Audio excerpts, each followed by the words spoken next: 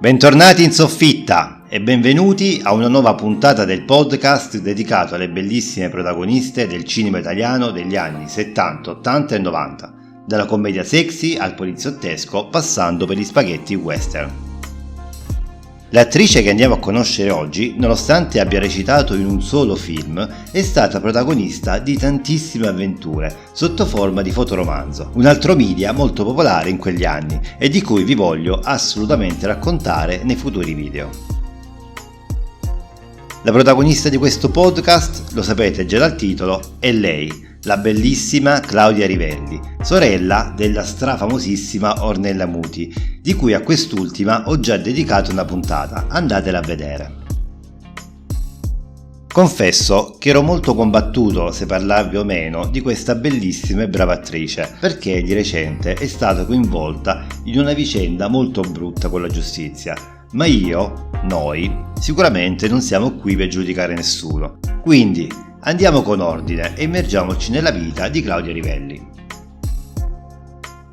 Se ti sei perso una puntata del podcast, non disperare, la puoi recuperare nella playlist dedicata. Ti lascio il link nella descrizione del video. Se non sei ancora iscritto alla soffitta, iscriviti per rimanere sempre sintonizzato sui miei contenuti, perché, mi pare proprio il caso di dirlo, ne vedremo delle bellissime come la nostra Claudia Rivelli. Claudia è nata a Roma il 16 giugno del 1950 sotto il segno dei gemelli. La madre, Ilse Renate Kraus, di origine estone, scultrice, in Italia per i suoi studi artistici incontrò un uomo di cui si innamorò. È proprio alla madre di Claudia che si è ispirato l'autore degli Jacques Douglas per cucirle addosso il personaggio di Susan. Claudia è la sorella maggiore dell'attrice Ornella Muti, a cui assomiglia in modo notevole. Coltiva l'hobby della pittura di genere naif. Ha preso parte a un solo film, Due volte Giuda, del 1969, anche se al cinema è stata vicina come moglie di un produttore spagnolo, da cui poi ha divorziato. Occhi verdi, bellissimi, sempre evidenziati nei fotoromanzi ai quali ci si è ispirati per il titolo dello Jacques Douglas, Susan dagli occhi di Giada. Come interprete di fotoromanzi ha raggiunto una grande popolarità particolarmente con il personaggio di Susan, pubblicato nella testata appunto di Jacques Douglas, di cui trovate anche gli episodi sul mio secondo canale, andateli a vedere, ed è ricordata anche per quelli girati insieme ai più conosciuti colleghi di genere. Franco Gasparri è stato il suo partner in diverse avventure, nelle quali lei interpretava ruoli di ragazza moderna ed emancipata, in linea con i tempi. In quegli anni infatti esplodeva il fenomeno del femminismo. Appunto a fianco di Gasparri è stata nei panni di Susan Haim, una giovane donna tedesca in Italia per motivi di lavoro, mentre Gasparri impersonava la figura di Ken Rogers, un prestante investigatore privato. Questi personaggi hanno fatto parte della loro serie più fortunata intitolata Le avventure di Jacques Douglas. Alla lancio Claudia era giunta poco meno che ventenne, debuttando nel giugno del 1969 in una storia intitolata La ragazza del cantante. Nello stesso mese usciva un'altra storia con lei protagonista, Meravigliosa Odette. Una sorella famosa conosciuta in tutto il mondo col nome d'arte di Ornella Muti, nota ai lettori dei fotoromanzi col suo vero nome, Francesca, perché anche Ornella Muti è stata interprete di fotoromanzi per la lancio all'inizio della sua carriera. Le due sorelle e la madre sono sempre state molto unite, per questo si trasferirono tutte e tre per un periodo in Spagna, dove Francesca era una star. Lì Claudia conobbe il suo primo marito, un produttore cinematografico spagnolo, e si sposarono il 1 gennaio del 1974. Claudia ha rifiutato molte proposte dal cinema, non ha mai lavorato neppure per la casa di produzione del marito. Nel 1969 però è apparsa nel cast del film Due volte Giuda con Klaus Kinski, in una piccola parte e poi più niente.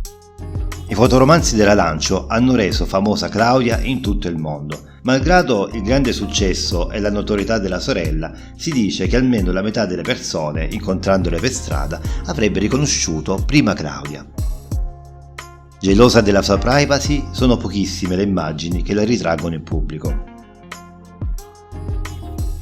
Nel 1981 un suo fotoromanzo è stato al centro di un curioso esperimento. Claudia per amore, interpretato da lei e da Alex Damiani, è stato trasmesso a puntate sulle reti Rai prima di essere pubblicato sul numero 150 del periodo Lucky.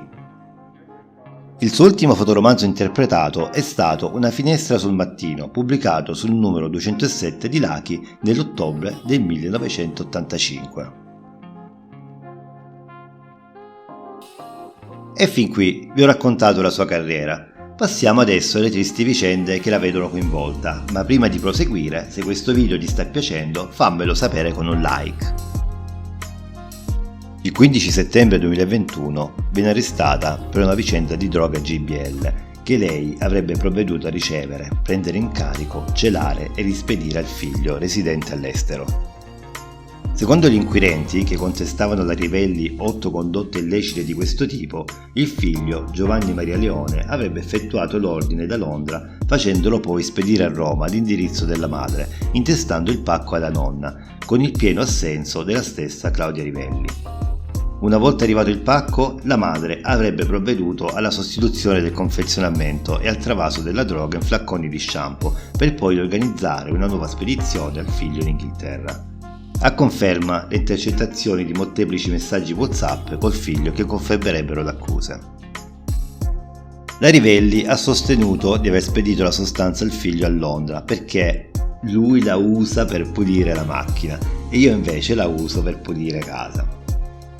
Per gli inquirenti invece è sospetto indicativo il fatto che la droga venisse importata illecitamente da Paesi Bassi con cadenze trimestrali e inviata al figlio residente a Londra dove averne sostituito confezione ed etichetta con una riportante l'indicazione shampoo, in modo da trarre volutamente in inganno la dogana.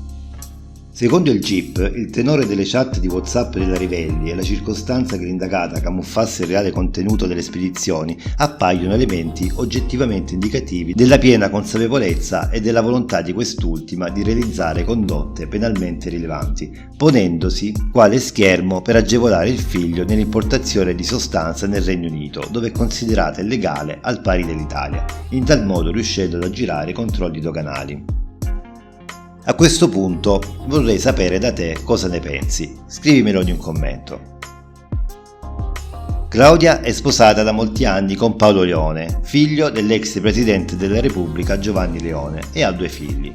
Poco dopo la nascita del secondo figlio ha smesso di lavorare per l'Arancio, dedicandosi alla famiglia.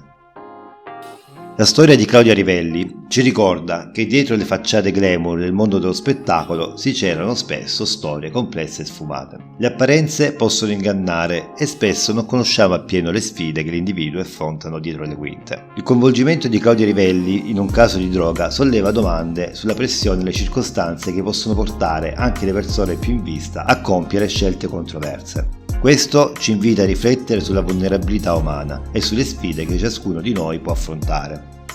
La vicenda della manipolazione delle spedizioni di droga sottolinea il potere delle relazioni familiari e fino a che punto siamo disposti a spingerci per proteggere i nostri cari, ma ciò solleva anche la questione dell'etica e della legalità delle azioni intraprese per il bene delle persone a cui si tiene. L'uso della droga come scusa per spiegare l'invio della sostanza al figlio ci spinge a riflettere sulle giustificazioni che diamo a noi stessi e agli altri per le nostre azioni. È un esempio di come possiamo razionalizzare scelte discutibili cercando di attenuarne l'aspetto negativo.